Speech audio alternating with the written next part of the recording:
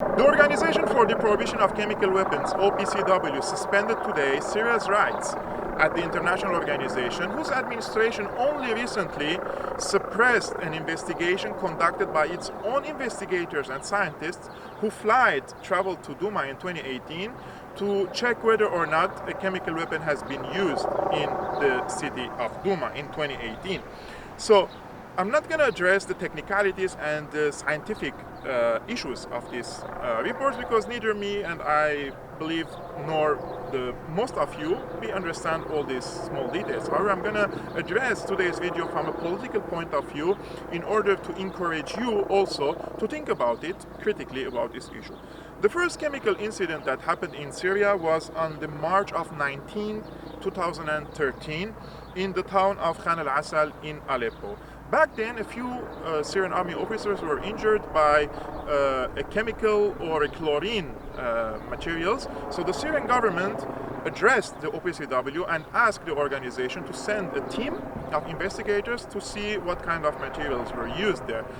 However, the OPCW was late in sending, or whether purposely or not, they were late in sending an investigation team. So between March, May, June, July, August, almost 5 months, they waited until they sent their team in Damascus, and they arrived in Damascus on the August 21st, 2013. Remember these dates because they're very important. So these investigators arrived in Damascus and they went to the hotel in order for them tomorrow to go to Aleppo and see the crime scene.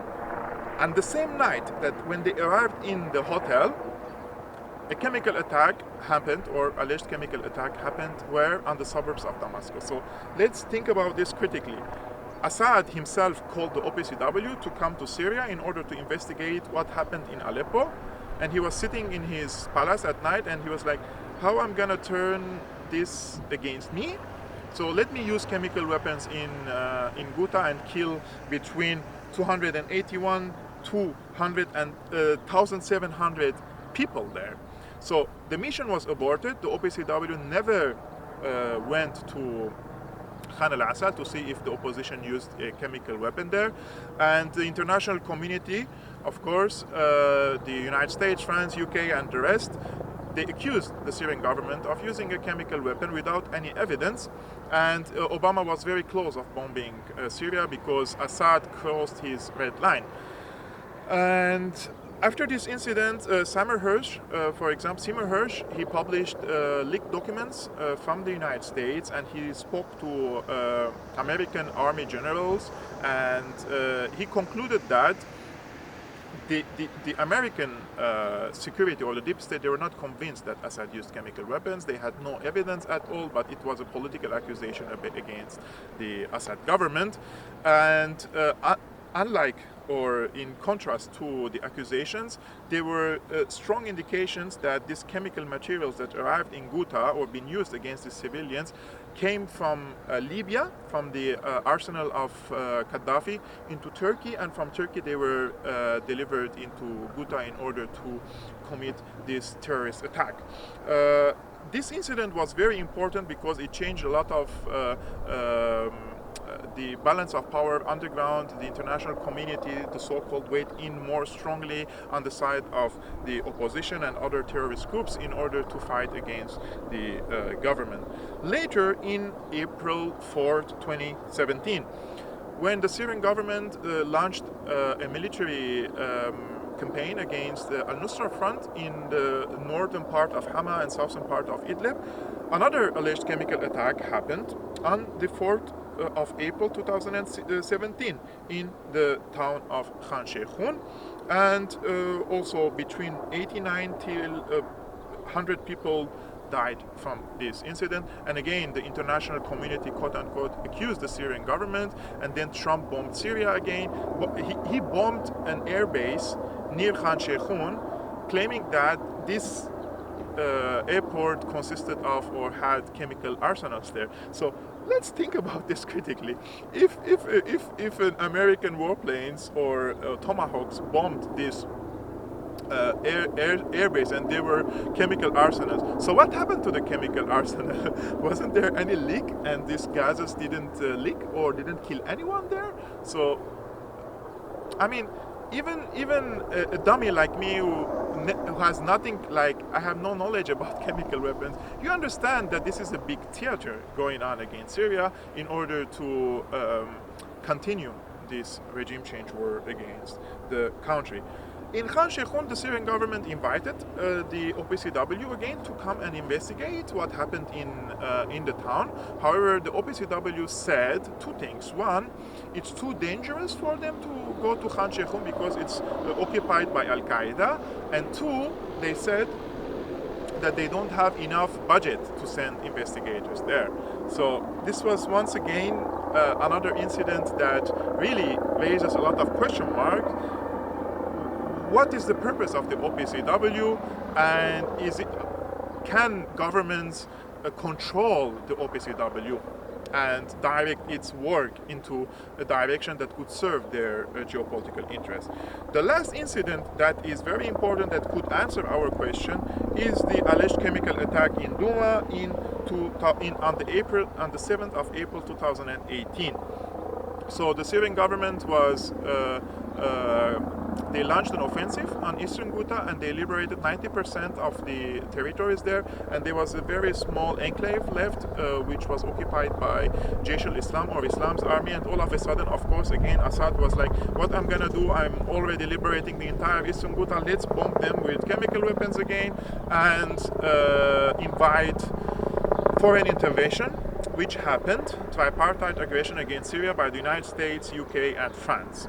So the Syrian government allowed the OPCW investigators again to go to Douma and check whether or not the chemical weapons were used at the first place, because there were a lot of talk that it never happened, and the scene of the alleged chemical attack was staged. So the investigators arrived, the fact-finding mission FFM, and they conducted their researches and they collected samples and they went back to their clinics and their offices.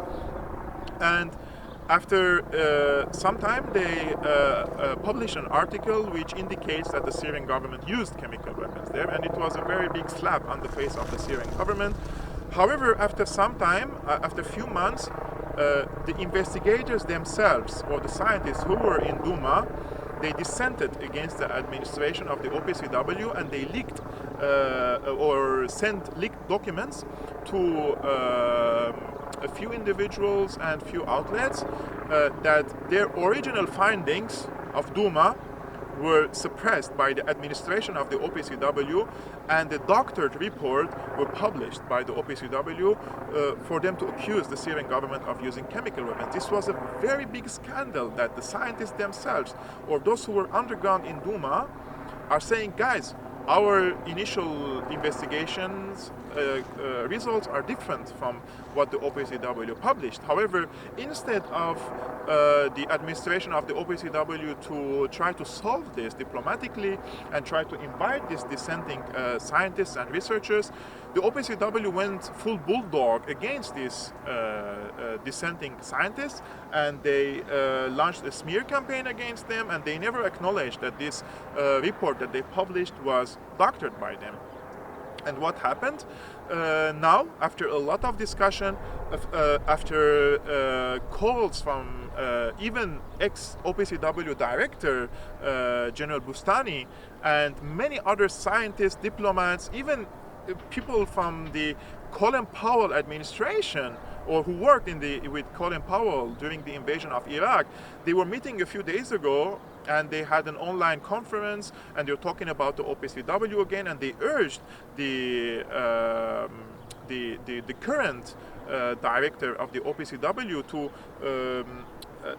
restudy the facts of what happened in Douma. But it seems that the OPCW is now controlled completely by the United States. And don't tell me that these organizations cannot be controlled by certain governments, because these bodies are not independent. They are member states in this organizations, including the UN Security Council, and these member states, depending on their powers, are able to shape the decisions. So it's not like the UN or the OPCW is issuing some statements or decisions, but the governments who are members of these organizations have a say in these decisions. And today, the OPCW decided that instead of reconducting or restudying or checking the allegations of the dissenting scientists and investigators who worked in the OPCW and were in Douma, they suspended Syria's rights in this organization, and they are clearly now trying, after the arrival of Biden administration, to revive the issue of the chemical weapons and to draw new red lines and to increase the level of the battles in Syria or pressure on the Syrian government in order to force it for a compromise. However, what I'm going to tell you today is the following. On the Syrian side, there was a big pressure by the United States on the Syrian government through its allies and Russia and etc. to change the constitution in Syria in order to make it less centralized. And by doing so, they wanted to limit the powers of the presidency. And the Syrian government was negotiating with many sides, but it seems that the Syrian government now knows that the United States is not going to back off, and it's not going to end its regime change war, sanctions, and all the terrorism that is conducting, all the terrorism that is practicing against the Syrian people. Therefore, Syria never changed its constitution, which was supposed to happen before the upcoming elections in Syria, which will happen in May 26, 2021. And today President Assad submitted his candidacy again. I think there are now 6 candidates for the presidential elections, and 1 woman and 5 men. And I think there could be more in the coming days. But follow my Facebook Syriana Analysis account or on Twitter, and I'm going to post all the details of the candidates that are going to participate in these elections. And finally, if you believe that the OPCW has went too far and has become a political tool in the hands of the American and other imperialist powers, please share this video on all your social media accounts and add hashtag defund OPCW. This is the hashtag that I started today on Twitter, and I hope a lot of people follow and post this hashtag in order to practice a pressure through our platforms, through our social media accounts on the OPCW and on the powers who are behind the OPCW nowadays, who want to use this organization in order to hit independent countries and break up their countries. And we have to say, never again. That should never happen after what they did to Iraq in 2003. So hashtag defund OPCW. I've been your host, Almassian of Syriana Analysis. If you are new, please consider subscribing to my channel and become a patron, which really, really helps me a lot to survive and continue in this jungle of mainstream media, in this mainstream media outlets who are trying to smear anyone who's trying to give a different approach or a different point of view to you. And see you next time.